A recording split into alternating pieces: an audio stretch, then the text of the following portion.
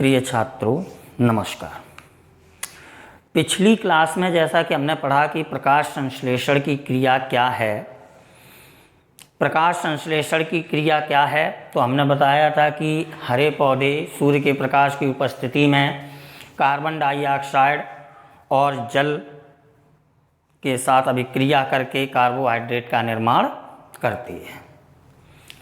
फिर हमने आपको बताया था कि प्रकाश संश्लेषण की क्रिया के लिए आवश्यक सामग्री क्या है। तो प्रकाश संश्लेषण की क्रिया के लिए हमने आपको 4 सामग्रियां बताई थी: जल, कार्बन डाइऑक्साइड, सूर्य का प्रकाश और पर्णहारिम। ठीक, ये 4 आवश्यक सामग्रियां होती हैं। फिर इसके बाद हमने आपको बताया था कि प्रकाश संश्लेषण की जो क्रिया है वो 2 चरणों में पूर्ण होती है। पहला चरण था प्रकाशिक अभिक्रिया, दूसरा चरण था अप्रकाशिक अभिक्रिया। प्रकाशिक अभिक्रिया में हमने आपको मुख्य रूप से बताया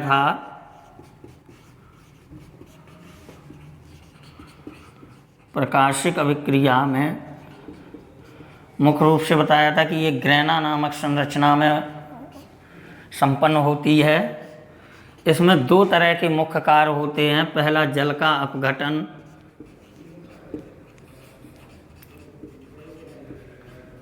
तथा ऑक्सीजन का निर्माण। ठीक, और दूसरी अभिक्रिया बताई थी हमने अप्रकाशिक अभिक्रिया। अप्रकाशिक अभिक्रिया, और इसमें बताया था कि ये स्ट्रोमा नामक संरचना में संपन्न होती है और इसका मुख्य कार्य हमने बताया था कार्बोहाइड्रेट का निर्माण।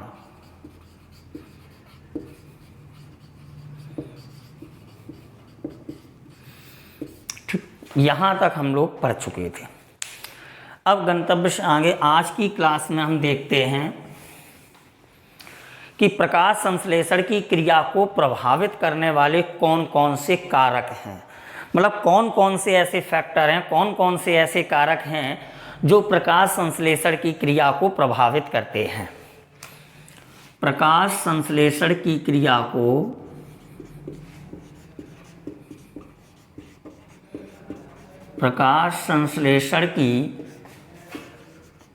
क्रिया को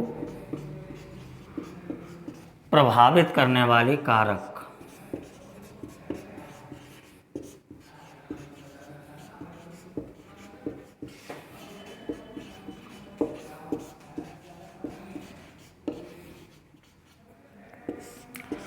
तो प्रकाश संश्लेषण की प्रक्रिया को प्रभावित करने वाले 2 कारक हैं।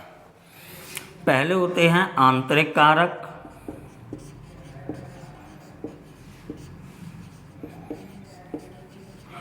और दूसरा होता है बाह्य कारक।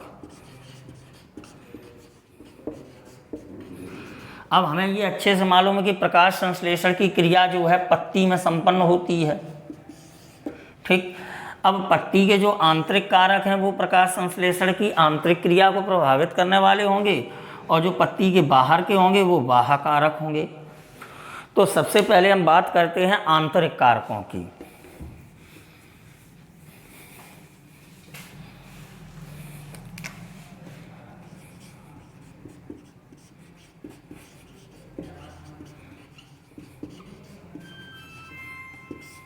आंतरिक कारक में सबसे पहला कारक आता है पत्ती की संरचना।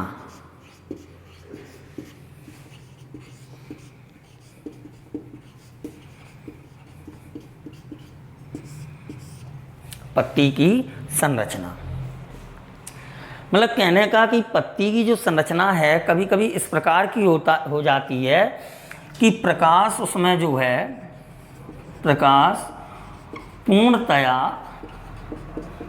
अवशोषित नहीं हो पाता है। ठीक है, जैसे मुरझा जाए, मुड़ जाए, बेल्ट हो जाए, तो इससे क्या है, जब प्रकाश पूर्णतः अवशोषित नहीं हो पाएगा तो प्रकाश संश्लेषण की क्रिया जो है, प्रकाश संश्लेषण की क्रिया जो है प्रभावित होगी। ओके। दूसरा कारक है आपका पर्णहरिम, क्लोरोफिल।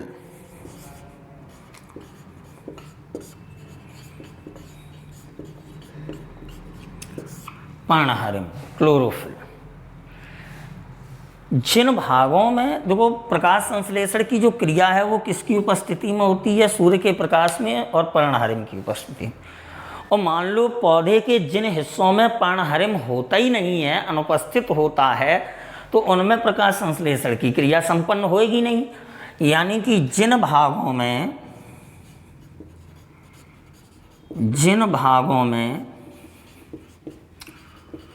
पर्णहरिम अनुपस्थित होता है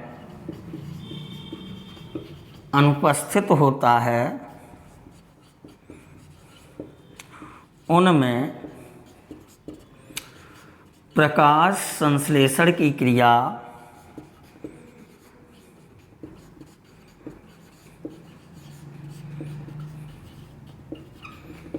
संपन्न नहीं होती है।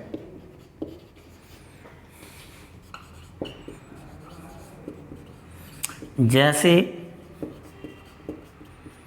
पौधों की जड़ें, ठीक। तीसरा कारण है कोशिका में संचित भोजन की मात्रा। कोशिका में संचित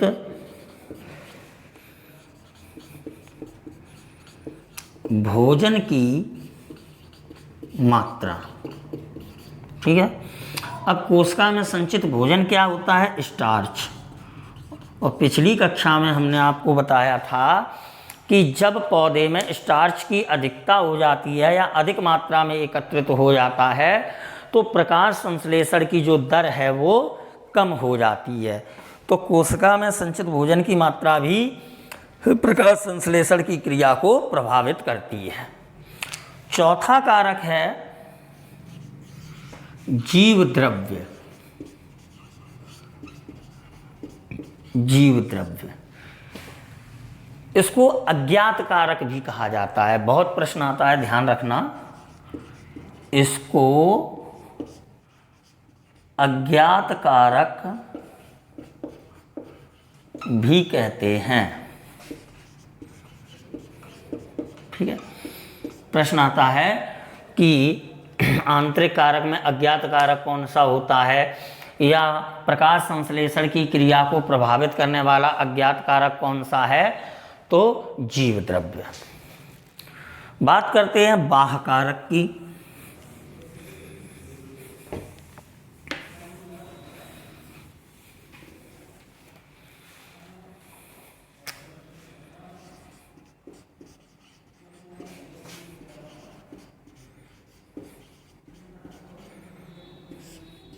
बाह्य कारक यानी कि बाहरी कारक। तो सबसे पहले बाह्य कारक आता है आपका प्रकाश, क्योंकि यही पहले इंपॉर्टेंट है बाहर से, यानी कि लाइट। ठीक। तो पिछली कक्षा में भी हमने बताया था कि नीले व लाल रंग के प्रकाश में प्रकाश संश्लेषण की क्रिया अधिकतम होती है। नीले व लाल रंग के प्रकाश में प्रकाश संश्लेषण की क्रिया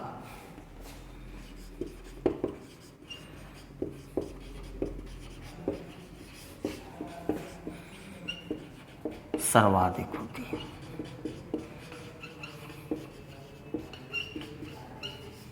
ठीक, सर्वाधिक होती है। दूसरा, बैगनी रंग में हमने आपको बताया था कि कम होती है।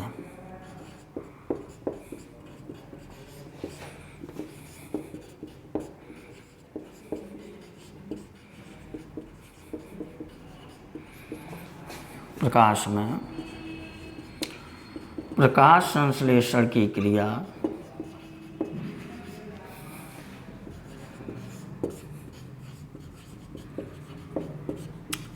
कम होती है। और तीसरा यहाँ मुख्य पॉइंट है, हमने आपको बताया था हरे रंग के प्रकाश में, तो हरे रंग के प्रकाश में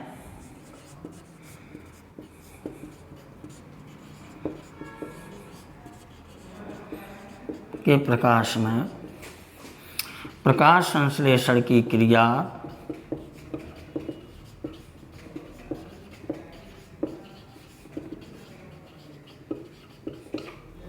अनुपस्थित होती है या संपन्न नहीं होती है। ठीक, ये तो 3 पॉइंट ये मुख्य है। अगला पॉइंट ये है कि अपन लोगों ने वर्ण प्रक्रम पढ़ा है, जिसमें विविग्योर, वायलट नीचे से और रेड सबसे ऊपर। अब रेड के ऊपर की अगर प्रकाश संश्लेषण या प्रकाश तरंग दैर्ध्य की बात करें तो उसको कहा जाता है इंफ्रारेड। इंफ्रारेड प्रकाश तरंग दैर्ध्य, ठीक है, इंफ्रारेड प्रकाश तरंग दैर्ध्य। अगर इसमें जो है प्रकाश संश्लेषण की दर कम हो जाती है, इंफ्रारेड अगर प्रकाश तरंग दैर्ध्य में देखी जाए तो प्रकाश संश्लेषण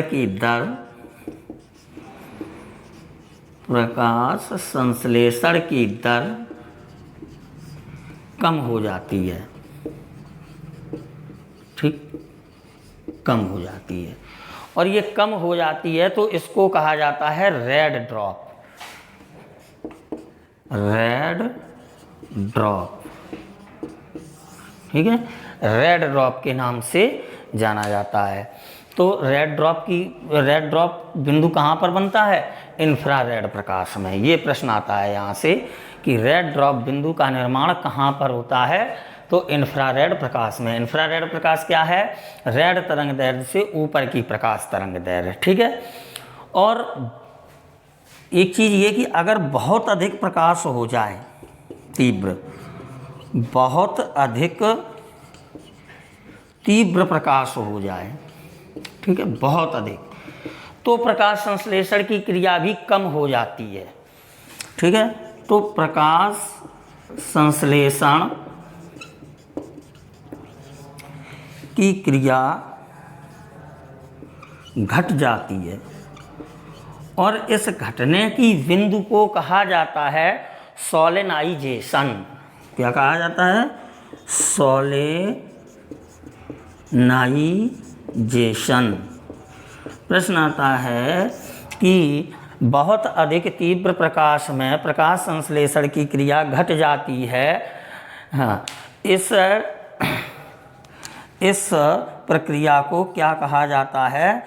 सोलराइजेशन, ठीक है। इस प्रक्रिया को सोलराइजेशन कहा जाता है। बहुत ध्यान रखना, सोलराइजेशन, सोलर माने सूर्य और प्रकाश रेजन, ठीक है। अब अगला जो अपना कारक है वो कारक है कार्बन डाइऑक्साइड। दूसरा कारक है आपका कार्बन डाइऑक्साइड, ठीक है, यानी कि CO2, ठीक। कारक तो देखो, वायुमंडल से हम कार्बन डाइऑक्साइड की मात्रा लेते हैं, ये पौधे लेते हैं, ये हमने पिछली क्लास में आपको बताया था। तो वायुमंडल में जो कार्बन डाइऑक्साइड की मात्रा उपस्थित है, कितनी? 0.03%। ये जो है साधारण प्रकाश संश्लेषण के लिए पर्याप्त होती है। अब क्या होता है कि इससे 30 गुना तक बढ़ने पर, ठीक, प्रकाश संश्लेषण की जो क्रिया है वो बढ़ती है।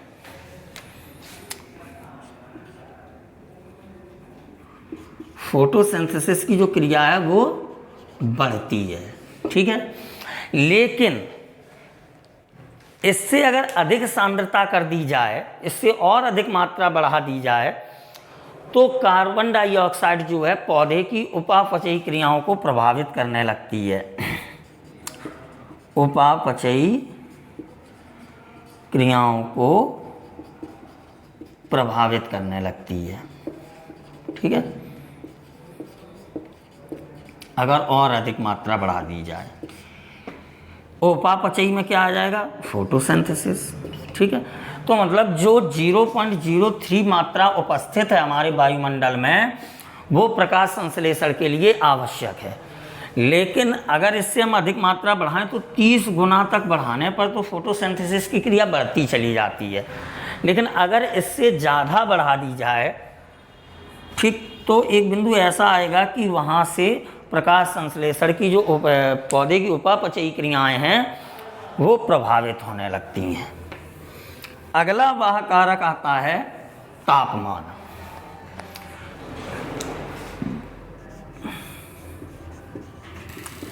तापमान, ठीक है। तापमान की अगर बात करें तो साधारण तौर पर 10 डिग्री सेंटीग्रेड से लेकर 35 डिग्री सेंटीग्रेड तक प्रकाश संश्लेषण के लिए सही तापमान माना जाता है। यानी कि 10 से लेके 30 डिग्री सेंटीग्रेड, ठीक है, या 35 तक, कुछ 35 डिग्री सेंटीग्रेड तक प्रकाश संश्लेषण की क्रिया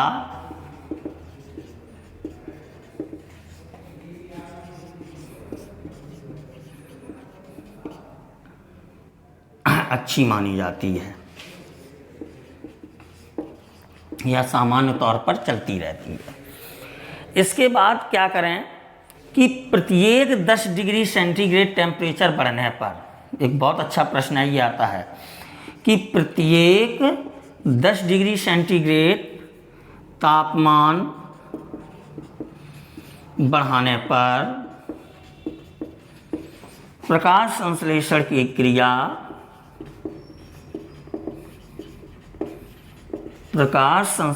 की क्रिया दोगुनी बढ़ती है, ठीक है, दोगुनी बढ़ती चली जाती है, दुगनी होती चली जाती है, ठीक है। और ये जो वृद्धि है 10 डिग्री सेंटीग्रेड वाली, ये केवल 40 डिग्री सेंटीग्रेड तक देखी जाती है, ठीक है। इसके बाद पौधों में क्या होगा, जब 40 डिग्री सेंटीग्रेड से ऊपर बढ़ा देंगे तो पौधे मुरझाने लगेंगे,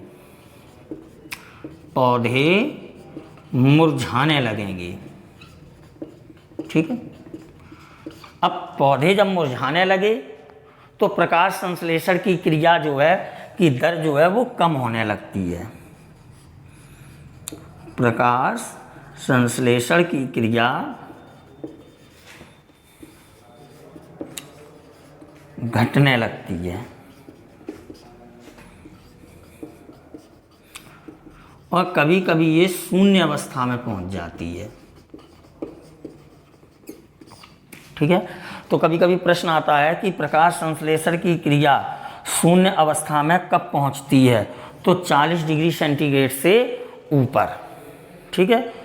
और एक प्रश्न आता है कि प्रकाश संश्लेषण की क्रिया सर्वाधिक कितनी टेम्परेचर पर होती है, कितने तापमान पर, तो 30 से 35 डिग्री सेंटीग्रेड के बीच प्रकाश संश्लेषण की क्रिया जो है,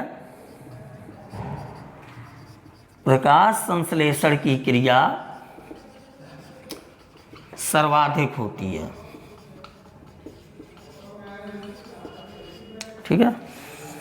30 से 35 डिग्री सेंटीग्रेड के तापमान पर प्रकाश संश्लेषण की क्रिया सर्वाधिक होती है।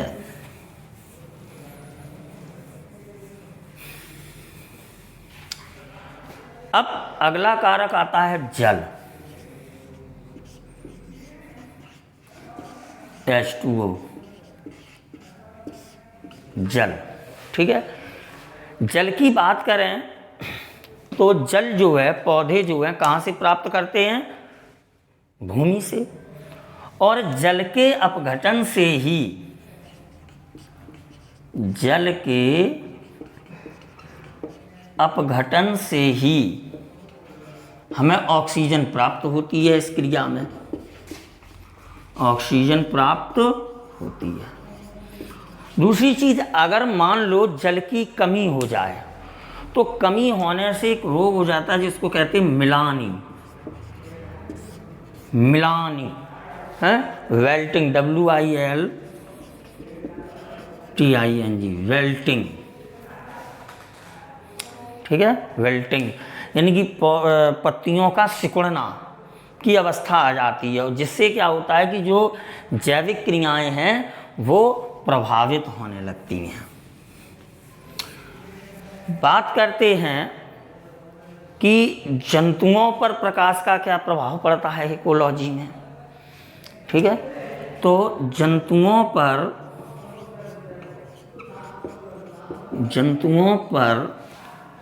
प्रकाश का प्रभाव,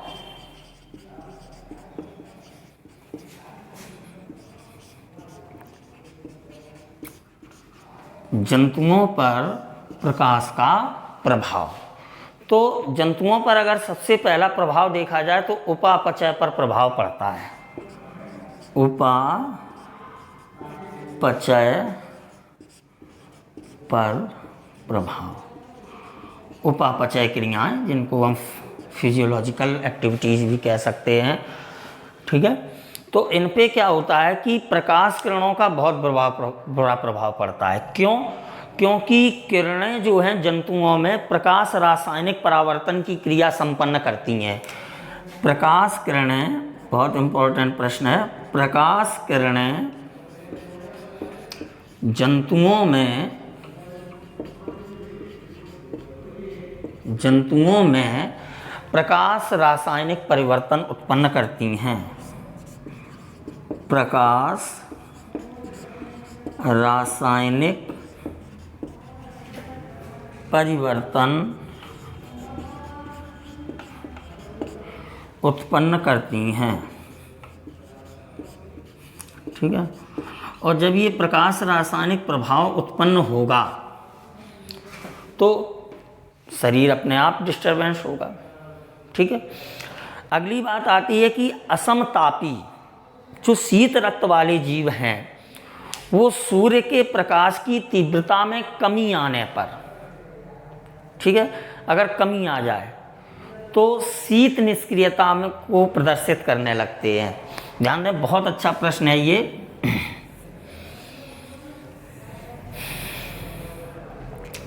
असमतापी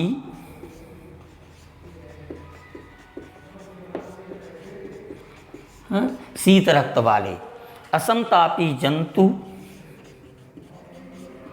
सूर्य के प्रकाश की तीव्रता में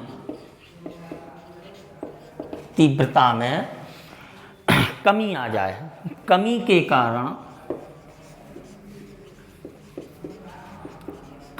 कारण कौन सी क्रिया उत्पन्न करते हैं?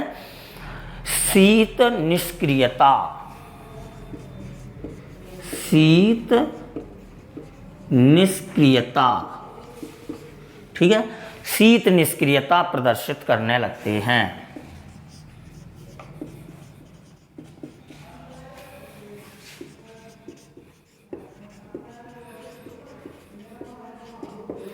अब शीत निष्क्रियता में उदाहरण कौन कौन से आते हैं? तो भालू, मेढक, ठीक है, भालू है, मेढक है, छिपकली है। देखा होगा सर्दी अधिक पड़ने लगे तो छिपकली गायब होने लगती है। ठीक है, अगली बात करें तो असमतापी जंतु सूर्य के प्रकाश की तीव्रता में अधिकता के कारण, वहाँ कमी थी, अधिकता के कारण यहाँ शीत निष्क्रियता है और वहाँ ग्रीष्म निष्क्रियता प्रदर्शित करते हैं। ग्रीष्म निष्क्रियता प्रदर्शित करते हैं।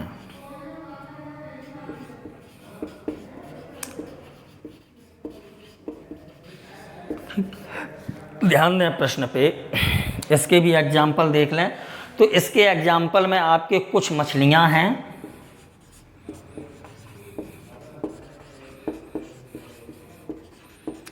मेढक हैं, जो किसमें कीचड़ में चले जाते हैं। ठीक, प्रश्न आता है कि सूर्य के प्रकाश की तीव्रता के कारण असमतापी जंतु कौन सी क्रिया प्रदर्शित करते हैं? तो शीत निष्क्रियता। ठीक है, शीत निष्क्रियता का सबसे अच्छा उदाहरण याद रखना भालू और छिपकली, क्योंकि मेढक दोनों में है। ठीक है, इसके बाद असमतापी जंतुओं के लिए आता है कि प्रकाश की तीव्रता में अधिकता के कारण असमतापी जंतु कौन सी क्रिया प्रदर्शित करते हैं? तो ग्रीष्म निष्क्रियता। और ग्रीष्म निष्क्रियता में आपके मेढक भी आता है, कुछ मछलियां भी आती हैं जो गर्मी के अधिक होने के कारण कीचड़ में छिप जाती हैं जाके। इसी को कहा जाता है ग्रीष्म निष्क्रियता।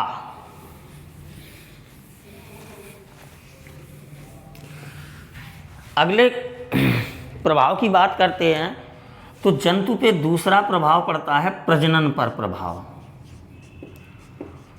प्रजनन पर प्रभाव, ठीक है, प्रजनन पर प्रभाव। देखो, विज्ञान ऐसा मानता है कि गर्मियों में जब प्रकाश की तीव्रता बढ़ जाती है तो पक्षियों में जनन क्रियाएं भी तीव्र हो जाती हैं, जबकि सर्दियों में कम हो जाता है। तो प्रकाश की तीव्रता बढ़ने के कारण, प्रकाश की तीव्रता बढ़ने पर अगर बढ़ जाए तो प्रजनन क्रिया बढ़ जाती है, जबकि सर्दियों में घट जाती है।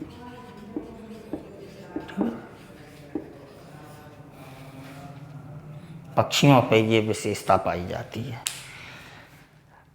अगला प्रभाव है रंग एवं वर्णकता पर प्रभाव। रंग एवं वर्णकता पर प्रभाव। रंग मतलब कलर, वर्णकता माने भी कलर होता है। ठीक है, तो अगर मनुष्य जो है, मनुष्य की अगर बात करें तो तीव्र प्रकाश की रोशनी में मनुष्य का जो त्वचा का रंग है वो गहरा हो जाता है, गहरे रंग की हो जाती है त्वचा। और इस गहरे रंग की त्वचा जो हो जाती है, इस प्रक्रिया को कहा जाता है सूर्य जलन, यानी कि सनबर्न की प्रक्रिया कहा जाता है। तेज प्रकाश, बहुत तेज प्रकाश जब पड़ने लगता है, तीव्रता में मनुष्य की त्वचा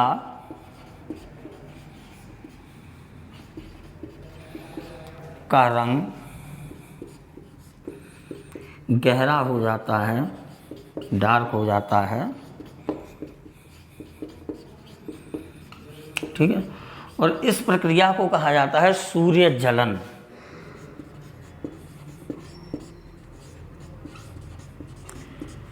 सनबर्न, ठीक है, सनबर्न की प्रक्रिया के नाम से जाना जाता है। अगला देखते हैं गमन पर प्रभाव। गमन पर प्रभाव, ठीक है, गमन पर प्रभाव। ठीक है, गमन पर अगर प्रभाव की बात करें तो बहुत अधिक प्रकाश जो है, प्रकाश की तीव्रता जो है वो गमन को प्रभावित करती है। जैसे मसल क्रैब एक भेग है कि नेत्रहीन लार्वा जो है, लार्वा है मसल क्रैब का जो लार्वा है, सीधी बात करें मसल क्रैब का लार्वा, ठीक है, ध्यान रखेंगे। मसल क्रैब का जो लार्वा है वो तेज प्रकाश में अगर रखा जाए, तेज प्रकाश में रखने पर तीव्र गति करने लगता है, तीव्र गति करने लगता है। तो सबसे पहला गमन का प्रभाव देखा जाता है किस पे, आपके मसल क्रैब के लार्वा पर। अगर मसल क्रैब का जो लार्वा है वो अगर हम तेज प्रकाश की रोशनी में रख दें तो वो तीव्र गति करने लगता है। प्रकाश की तरंगदैर्घ्य जो है मक्खियों की गति को भी प्रभावित करती हैं। प्रकाश की तरंगदैर्घ्य जो है मक्खियों की गति को भी प्रभावित करती हैं, मक्खियों की गति को भी प्रभावित करती है, ठीक है। अब बात करते हैं सक्रियता की काल अवधि। क्या है ये? सक्रियता की काल अवधि यानी कि प्रकाश की सक्रियता के आधार पर, दूसरे शब्दों में ये हम कह सकते हैं कि प्रकाश की सक्रियता के आधार पर हम जीव जंतुओं को कितने भागों में विभाजित कर सकते हैं। तो दैनिक सक्रियता की जो काल अवधि है उसके अनुसार जंतु जो है 4 प्रकार के होते हैं, ठीक है। सक्रियता की अवधि के आधार पर, सक्रियता काल अवधि के आधार पर जंतु 4 प्रकार के होते हैं।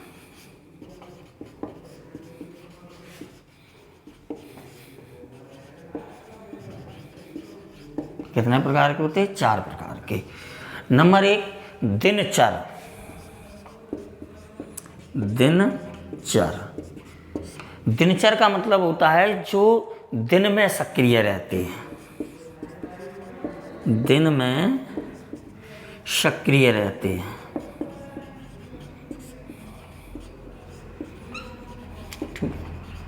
दिन में सक्रिय रहते हैं। जैसे मनुष्य,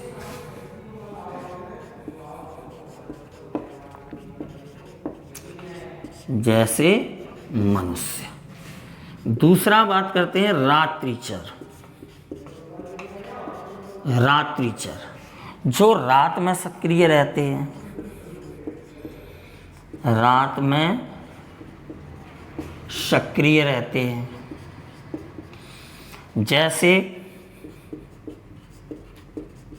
चमगादड़ एवं उल्लू। यानी नहीं उल्लू क्या रात में जग रहे, रात्रिचर उल्लू। तीसरा होता है ध्रुवीय चर।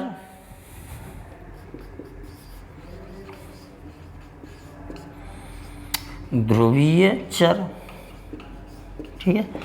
ध्रुवीय चर कौन से होते हैं? जो सूर्य के उगने के समय सक्रिय रहते हैं, सूर्य के उगने के समय सक्रिय रहते हैं। जैसे चिड़िया,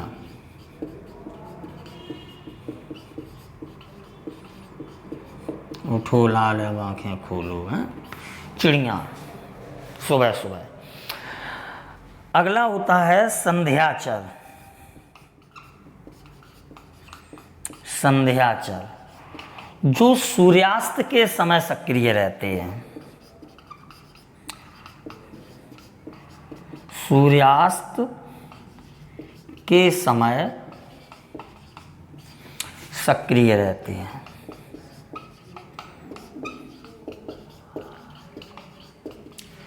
जैसे मच्छर जो शाम हुई भिनभिनाने लगे। अब देखते हैं प्रकाश के पौधों का काल अवधि पे क्या प्रभाव पड़ता है। ठीक है भाई, ये तो मनुष्य हो गए, 4 प्रकार के होते हैं जीव, हैं, दिनचर, रात्रिचर, ध्रुवीयचर और संध्याचर। तो प्रकाश के पौधों पर प्रभाव देखें। प्रकाश का पौधों पर प्रभाव,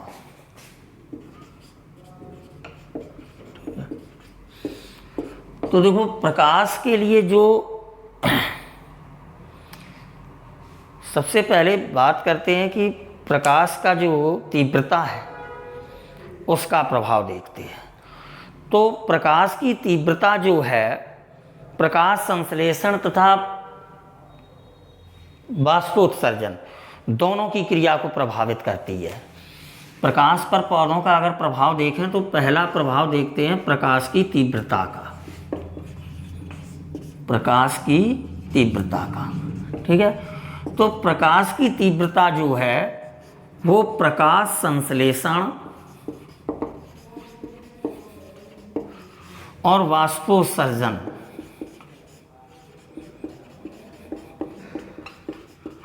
दोनों क्रियाओं को प्रभावित करती है, हैं? अगर प्रकाश की तीव्रता बढ़ जाए तो टेम्परेचर बढ़ जाएगा, और अगर टेम्परेचर बढ़ जाएगा तो वाष्पोत्सर्जन की क्रिया भी बढ़ जाती है। ठीक है, प्रकाश की गुणवत्ता या उसकी गुणता, तो अभी हमने आपको बताया नीले और लाल रंग की गुणता में अगर बात करेंगे, गुण की बात करें, प्रकाश की गुणता की बात करें, तो हमने आपको बताया था कि नीला और जो लाल रंग है उसमें प्रकाश संश्लेषण की क्रिया सर्वाधिक होती है। ठीक है, नीली तथा बैगनी रंग की जो वो है वो पौधों की गति को प्रभावित करती है। नीली और बैगनी रंग की प्रकाश किरणें, बैगनी रंग की प्रकाश किरणें गति को प्रभावित करती हैं। पौधे की जो लोकोमोशन गति है तो गति को प्रभावित करती है। ठीक है, और तीसरी बात अगर करें तो पीले और हरे रंग के प्रकाश को पौधे पूर्णतया अवशोषित नहीं करते हैं। तीसरी बात करें तो पीले और हरे रंग के प्रकाश को, बहुत अच्छा ही बात है ये, हरे रंग के प्रकाश को पौधे पूर्णतया अवशोषित नहीं करते हैं।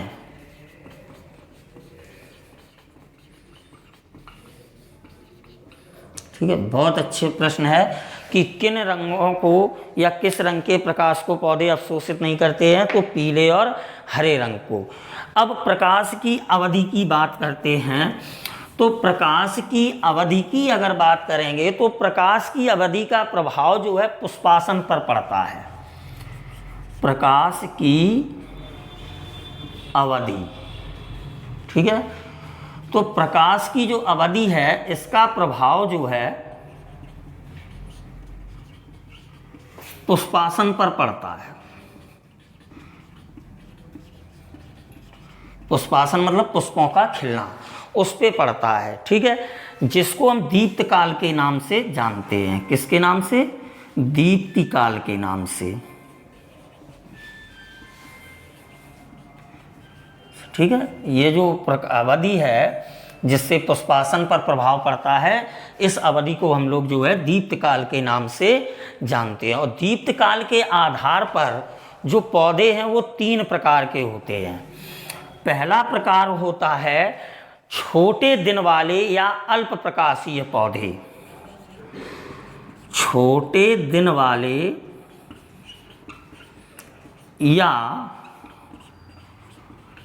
अल्प प्रकाशीय पौधे। ठीक है,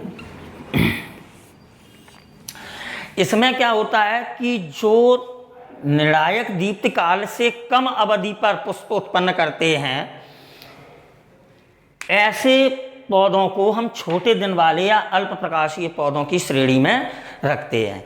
निर्णायक दीप्तिकाल से कम समय पर, निर्णायक दीप्तिकाल से कम समय में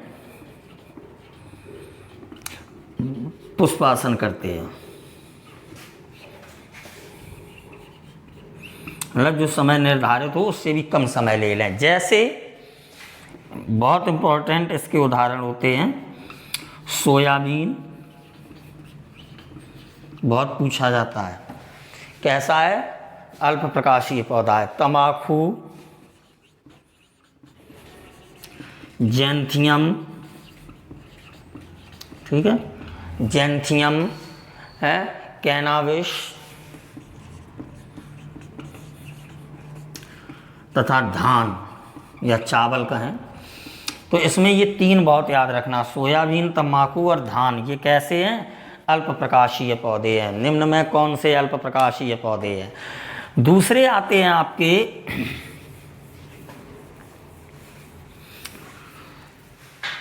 लंबे दिन वाले पौधे, लंबे दिन वाले पौधे या इनको कहा जाता है दीर्घ प्रकाशीय पौधे। दीर्घ प्रकाशीय पौधे, इनके उदाहरण बहुत आते हैं, लंबे दिन या दीर्घ प्रकाशीय वाले पौधे, यानी कि निर्णायक दीप्तिकाल से अधिक समधि पर पुष्प उत्पन्न करें। निर्णायक दीप्तिकाल से अधिक समय पर पुष्प उत्पन्न करें। ठीक है, जैसे उदाहरण बहुत ध्यान रखने हैं, जैसे एविना, हैनवेल,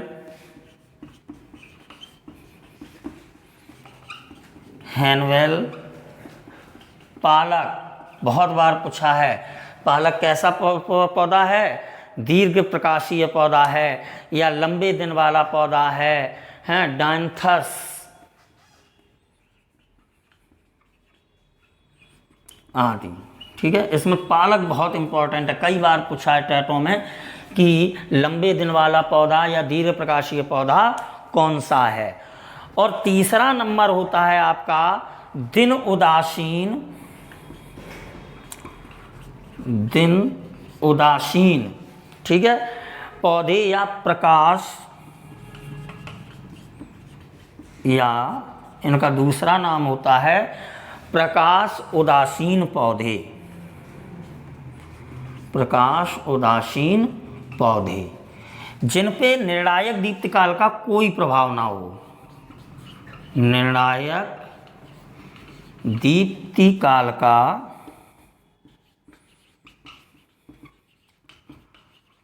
कोई प्रभाव नहीं पड़ता।